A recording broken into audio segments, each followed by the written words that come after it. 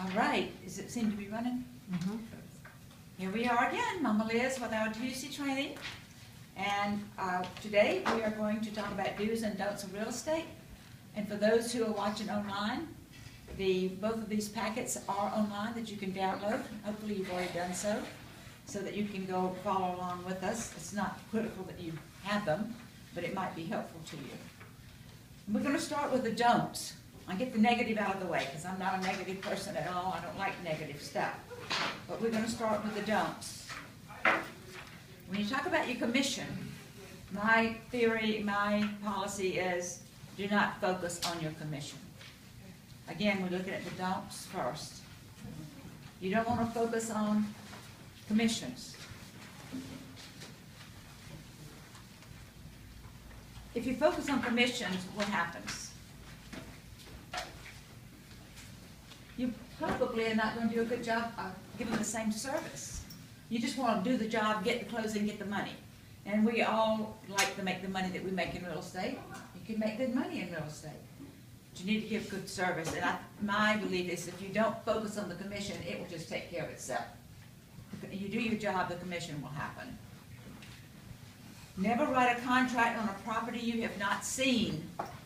And y'all think, oh my gosh, that's ridiculous. Nobody would ever do that. Wrong. I've had it happen in one of my offices. I've had it happen more than once. But if you write a contract on a property you've not seen, you take a lot of risk and liability that's just unnecessary. We had a situation in our Manning office one time when the agent, it was a lot, and the agent, somebody just called and said they wanted to buy this lot. So she went on to MLS, found it on MLS, wrote the contract without ever going to the lot, had no idea where the lot was really. This person said they'd seen the sign and they wanted to buy it, so easy deal. Well, as it turned out, it had the wrong lot. The lot she wrote the contract on was not the lot the buyer thought they were buying. So that ended up being one of the biggest messes, as you can imagine. So, I wish Kyle were in here. Kyle was looking at a property in Walterboro for some people he had. And the people wanted to write an offer on it. And I said, have you seen it? No, I haven't been to Walterboro to see this house. And so I said, do not write a contract unless you go see the house. You need to see the house before you write a contract on it. Never guarantee a customer client anything, especially a profit. You are not in a position to guarantee clients anything. You have to be sure that you tell people you're not an appraiser. You can't, you don't know what the value is going to do. You don't have a crystal ball. You don't know if they buy a house today for $300,000 that they're going to definitely be able to sell it for $350,000 next year.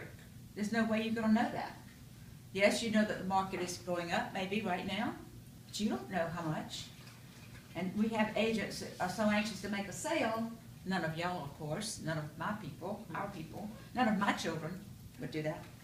That they say, oh yeah, it's going to appreciate so much, you need to buy it now because it's going to definitely appreciate 5%, 10%, whatever.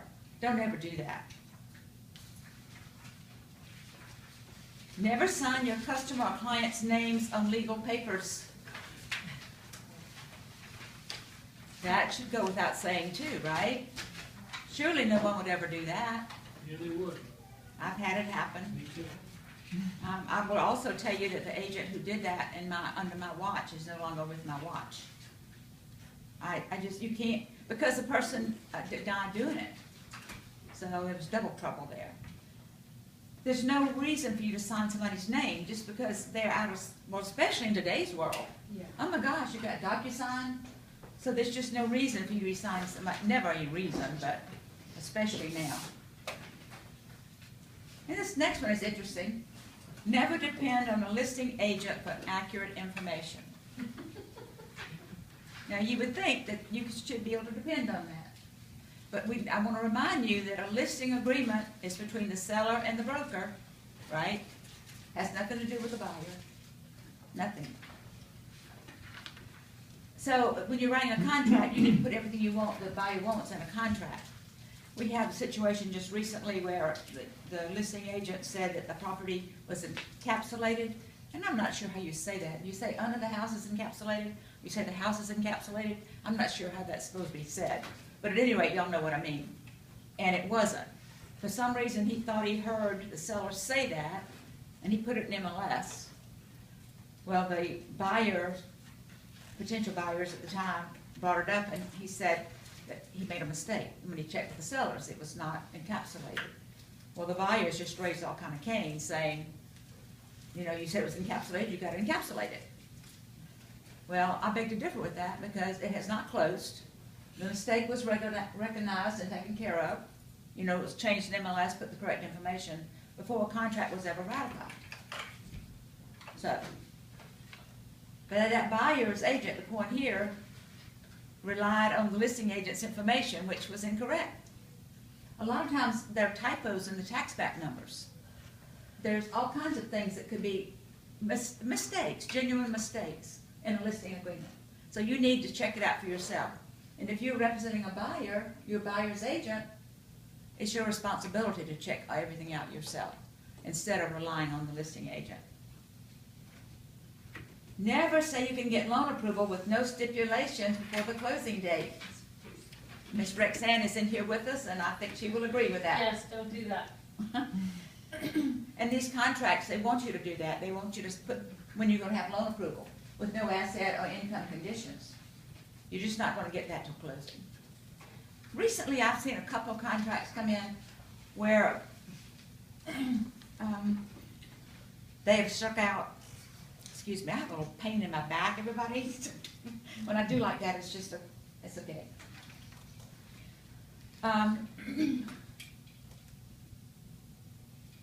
They strike out in the contract that says that they will have to be approval within 25 days or whatever. And twice in the last couple of weeks, contracts have struck that out. And the other agent has written in there, absolute definite approval within 10 days of ratification, or 20 days of ratification. You can't do that. It's no way to do it. Unless the people got cash. They've got that much cash, then I guess you could do that. But that's just a voidable contract because it's giving somebody a week to get out when you do it.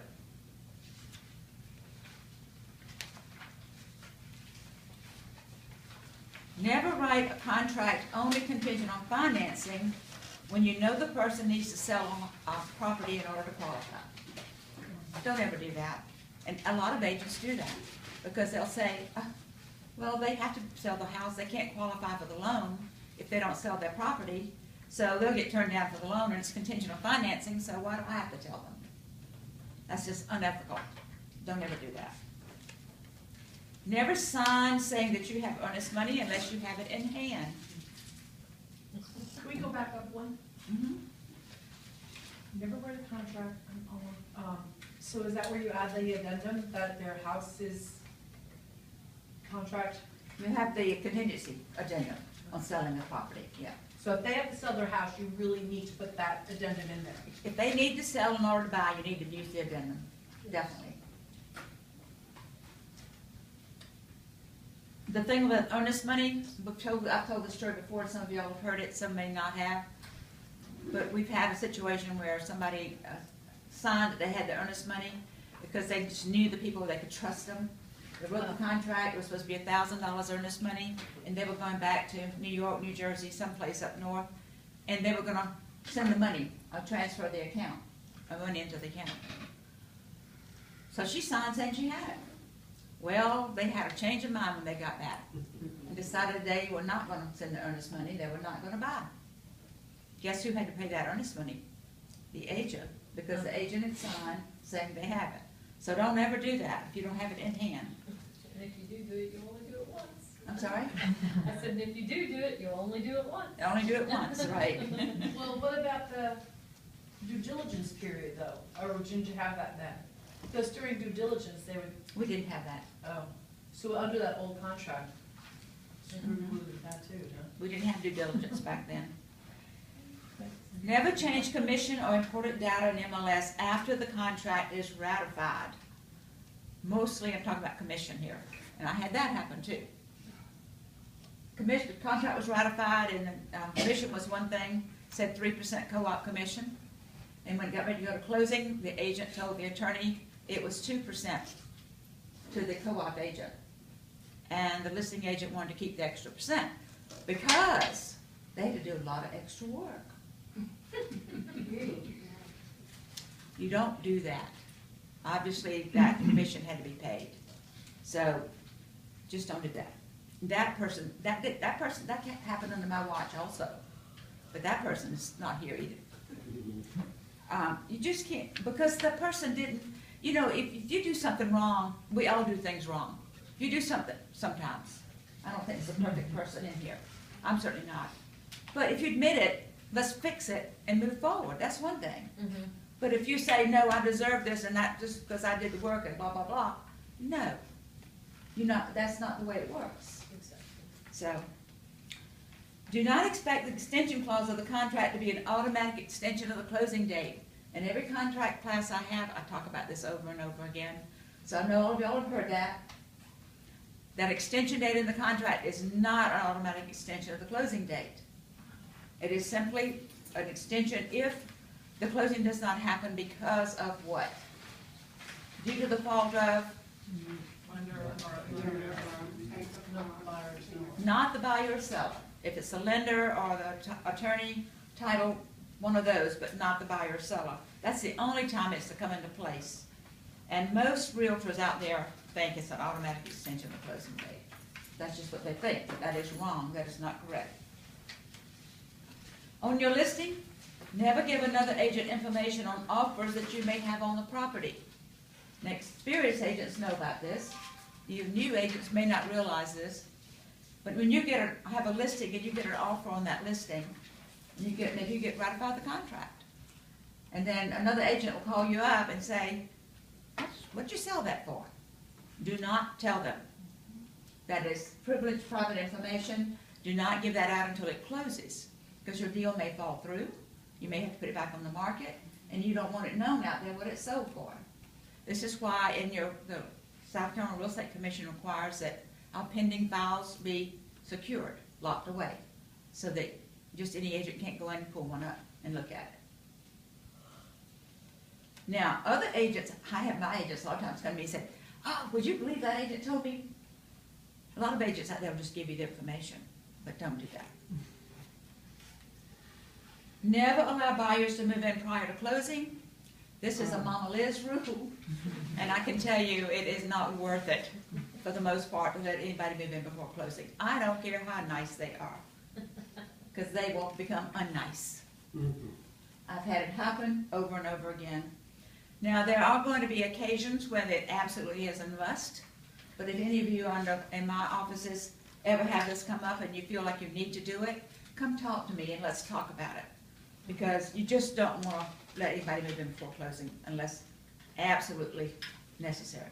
Rex? Isn't there a form that can be filled out between the buyer and seller, allowing them, and they pay a daily rental rate after Yes. the closing?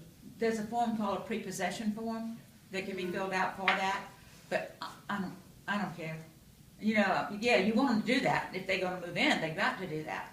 There are two different types of prepossession agreements. One is you move in and they do the inspection before they take occupancy of the property, and they're responsible for all heating and air and repairs and utilities and everything. And then the other type is basically a tenant.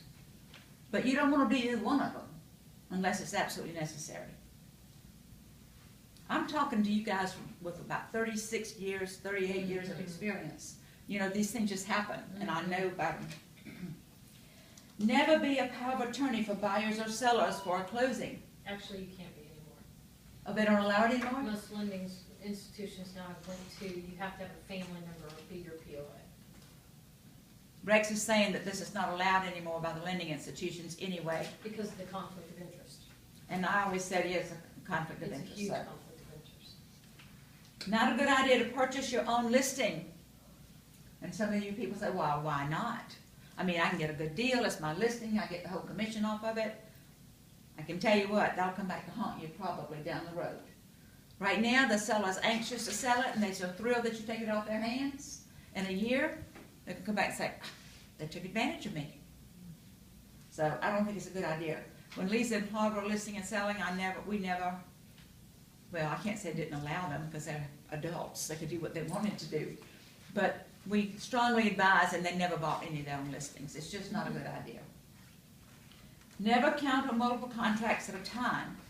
If you get 2 or 3 offers on a property, do them one at a time.